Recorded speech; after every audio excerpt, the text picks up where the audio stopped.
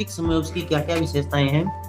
तो द्वितीयक समूह कौन सा समूह होता है? द्वितीयक समूह वह समूह जिसका आकार बहुत बड़ा होता है और इसके सदस्य हैं जो एक दूसरे को आपस में जानते नहीं है, एक विशेष उद्देश्य के ऊपर आधारित होता है और जो समय के अनुसार परिवर्तनशील है, मतलब उसमें परिवर्तन बहुत तेजी से होता है, वो अस्थायी प्रवृत्ति का है, उसको हम क्या कहते हैं? द्वितीयक समूह कहेंगे।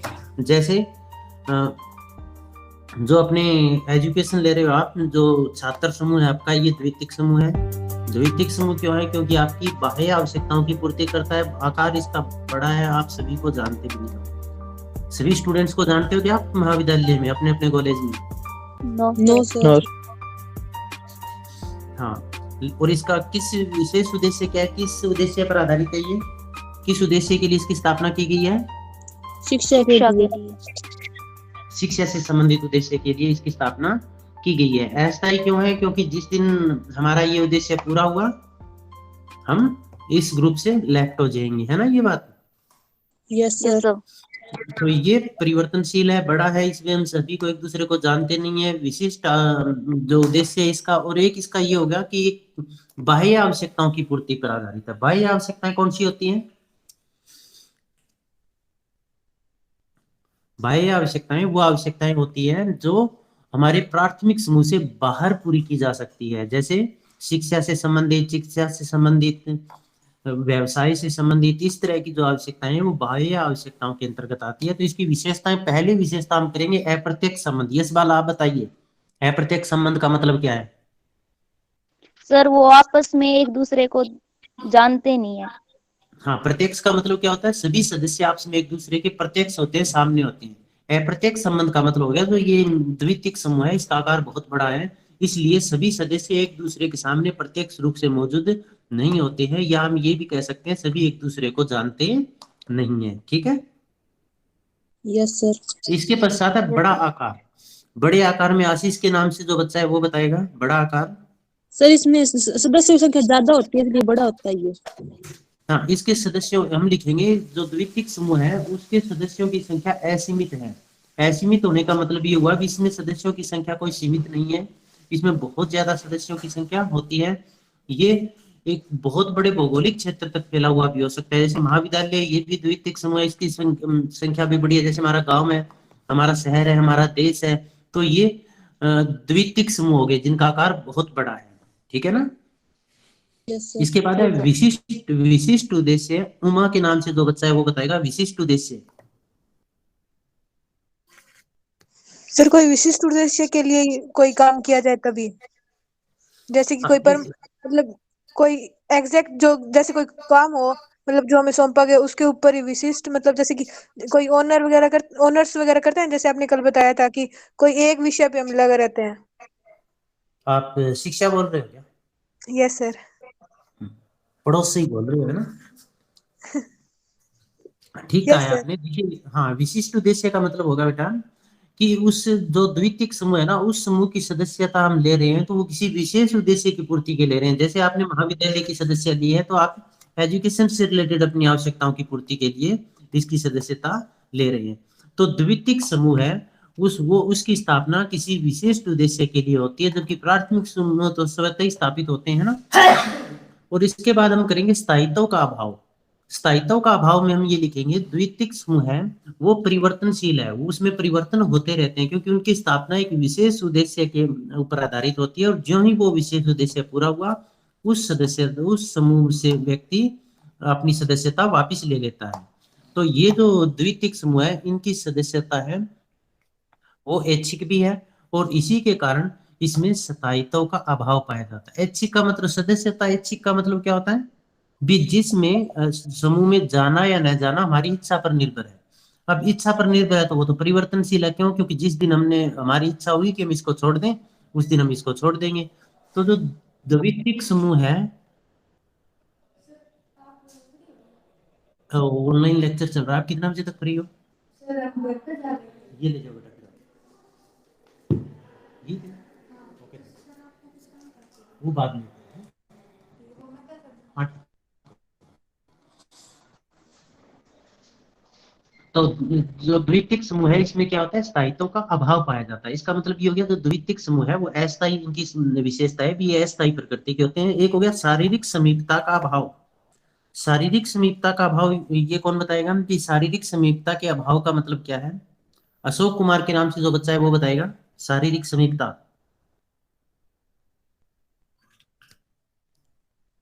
ज्यादा शारीरिक नजदीक समीपता। संबंध ना होना। कोमल क्या कह रहे हो आप? ज्यादा नजदीक संबंध ना होना सर, मतलब कम हाँ, जान पहचान। कम जान पहचान। इसका मतलब ये होगा कि जो द्वितीयक समूह है ना उसमें शारीरिक रूप से हम एक दूसरे के पास नहीं है। हम एक साथ न तो खाना खाते हैं, न एक साथ बैठकर बातें करते हैं, न हम एक साथ सोते हैं, न एक साथ हम गप्पे मारते हैं जैसे घर में हम करते हैं, दोस्तों के साथ हम करते हैं, पड़ोसियों के साथ हम करते हैं। शारीरिक समीपता द्वितीयक समूह की एक महत्वपूर्ण विशेषता होती है, क्योंकि इस समूह का आकार बहुत बड़ा होता है, सदस्य दूर दूर तक फैले हुए होते हैं, इसलिए सभी सदस्य आपस में शारीरिक रूप से, फिजिकल रूप से एक दूसरे से दूर होते हैं। शारीरिक समीपता का इसमें अभाव पाया जाता है। अवैयक्तिक संबंध। व्यक्तिक संबंध किस समूह की विशेषता है? प्राथमिक समूह की। प्राथमिक समूह। प्राथमिक समूह की। अवैयक्तिक संबंध किसकी है? द्वितीयक समूह की। द्वितीयक समूह। प्राथमिक समूह में व्यक्तिक संबंध पाए जाते हैं और द्वितीयक समूह में अवैयक्तिक। तो व्यक्तिक समूह संबंध का मतलब क्या होता है? एक दूसरे को वे नजदीकी से एक जानना। दूसरे को एक दूसरे को जानना। इसका मतलब ये होगा कि जब हम एक दूसरे को जानते हैं तो वहां पर संबंध स्थापित होंगे, व्यक्तिगत होंगे, पर्सनल रिलेशन होंगे अपने, जैसे दोस्तों के साथ भी है, पड़ोसियों के साथ भी है, या फिर हमारे फैमिली मेंबर के साथ है। परंतु जो द्वितीयक समूह है इसका आकार बड़ा होता है।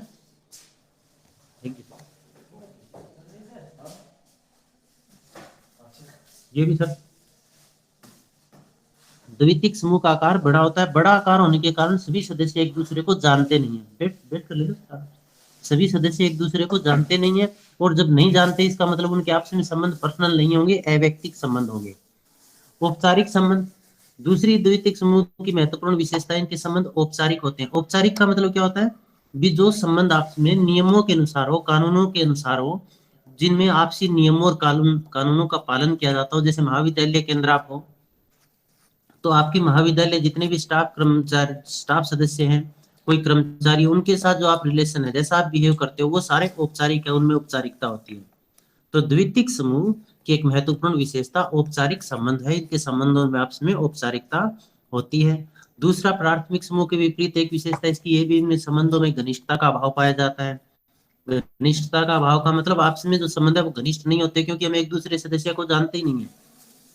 क्यों नहीं जानते? क्योंकि समूह का आकार बहुत बड़ा होता है। समूह का आकार बड़ा होने के कारण एक दूसरे के साथ अवैयक्तिक संबंध होते हैं, जिसके कारण आपसी संबंधों में घनिष्ठता का अभाव पाया जाता है और औपचारिकता अधिक पाई जाती है। इसके पश्चात मैं और स्वार्थ की भावना। प्राथमिक समूह है उसकी क्या विशेषता थी? हम कैसी की बात। भावना थी? हम की हम भावना। की भावना। जबकि द्वितीयक समूह है, द्वितीयक समूह में कैसी विशेषता होगी कि इसमें आपस में मैं या स्वार्थ की भावना होती है।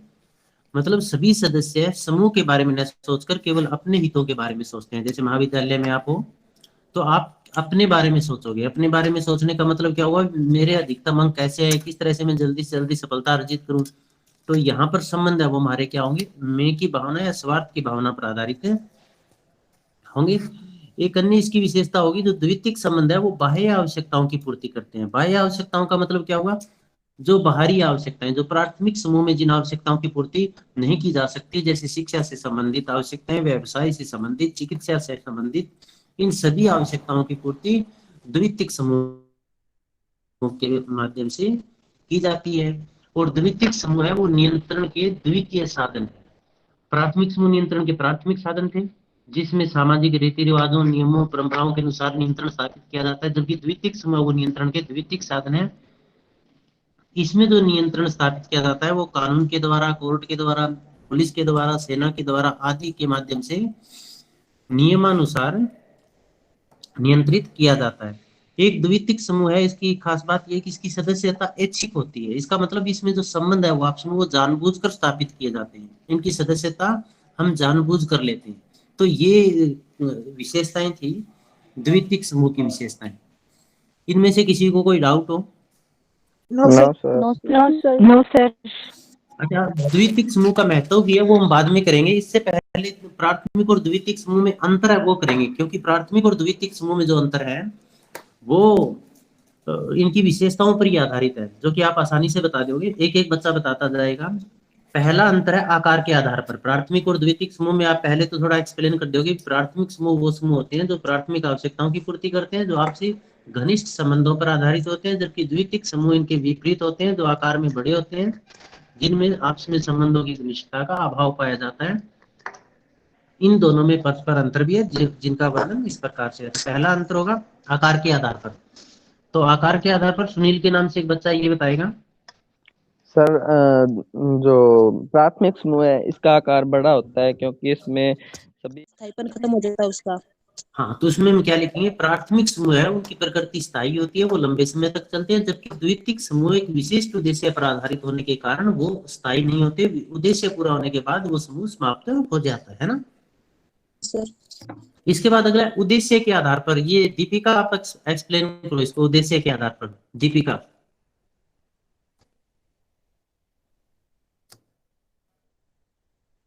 यस बाला, आप एक्सप्लेन करो उद्देश्य के आधार पर।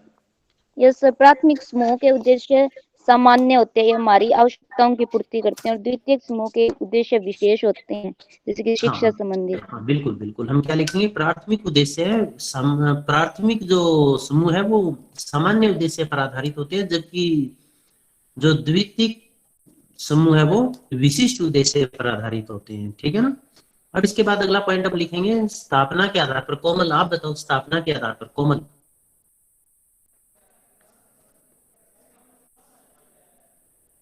प्राथमिक समूह है उनकी स्थापना स्वतः होती है, अपने आप उनकी स्थापना होती है, उनकी स्थापना किसी के द्वारा की नहीं जाती।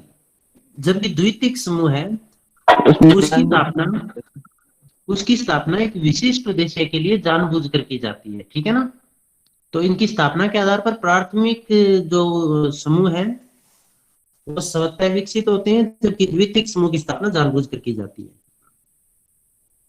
अगला पॉइंट है व्यक्तिक और अव्यक्तिक संबंधों के आधार पर। जिसको भी पता है वो इसको एक्सप्लेन करो, व्यक्तिक और अव्यक्तिक संबंधों के आधार पर। सर व्यक्तिगत तो वो होता है जिसमें निजी एक पर्सनल व्यक्ति को जानते हैं, प्राथमिक में होता है, और द्वितीयक में अव्यक्तिक संबंध होते हैं, यानी उनको एक दूसरे को जानते नहीं है पर्सनली तौर पर। हाँ, और जब पॉइंट आप एक्सप्लेन करो तो साथ में पीछे वाले जो पॉइंट है ना वो भी कोरिलेट कर दिया करो। जैसे इसमें हम क्या लिखेंगे, प्राथमिक समूह का आकार छोटा है, आकार छोटा होने के कारण सभी सदस्य एक दूसरे को जानते हैं, अतः उनके आपसी संबंध है वो व्यक्तिगत होते हैं।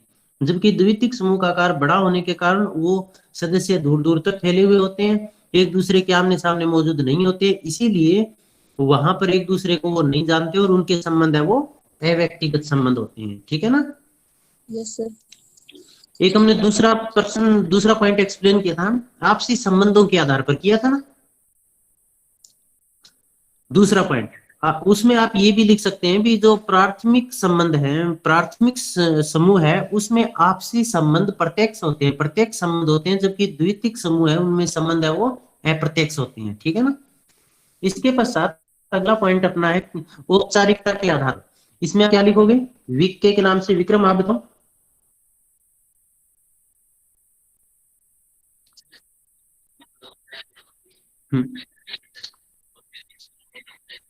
हाँ, प्राथमिक समूह में क्योंकि हम सभी सदस्यों को जानते हैं, आपस में घनिष्ठ संबंध होते हैं, एक दूसरे के व्यवहार से वाकिफ होते हैं, वहां पर किसी तरह की कोई औपचारिकता कानून नियमों का पालन नहीं किया जाता।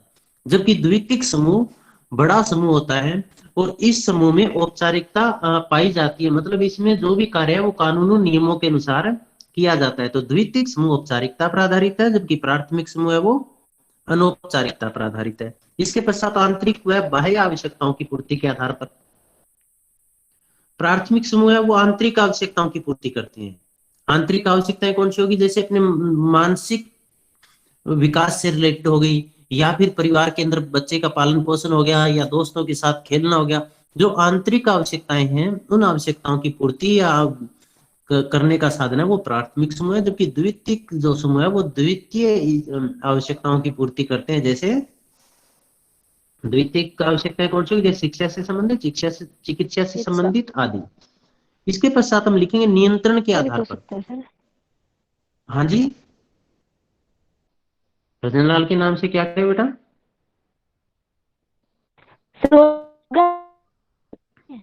आपकी वॉइस कट रही है, आवाज आ नहीं रही है सही। नियंत्रण के आधार पर इसके इसमें हम लिख, हाँ रोजगार भी हो सकता है, रोजगार की आवश्यकता है द्वितीयक समूह में होती है, ये भी ठीक है, बढ़िया है। नियंत्रण के आधार पर प्राथमिक समूह है वो नियंत्रण के प्राथमिक साधन है। इसमें नियंत्रण आपसी विश्वास, जो सामाजिक मूल्य, आदर्श, विश्वास, नियम आदि के द्वारा रखा नियंत्रण स्थापित किया जाता है। इसमें नियंत्रण के साधन परिवार, पड़ोस हो गए।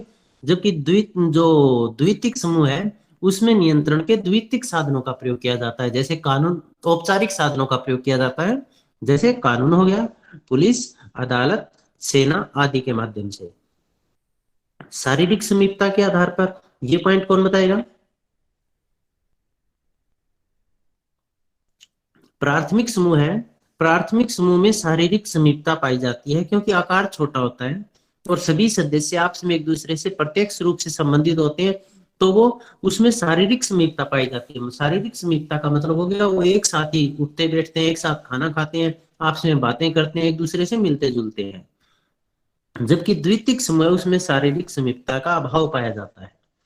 इसके बाद हम वह मैं की भावना के आधार पर, प्राथमिक समूह हम की भावना पर आधारित होते हैं, जबकि द्वितीयक समूह वो मैं की भावना पर, स्वार्थ की भावना पर, व्यक्तिगत भावना पर आधारित हैं होते हैं। समाज में महत्व के आधार पर प्राथमिक समूह का प्राचीन समाज में महत्व था, आधुनिक समाज में द्वितीयक समूह का महत्व है।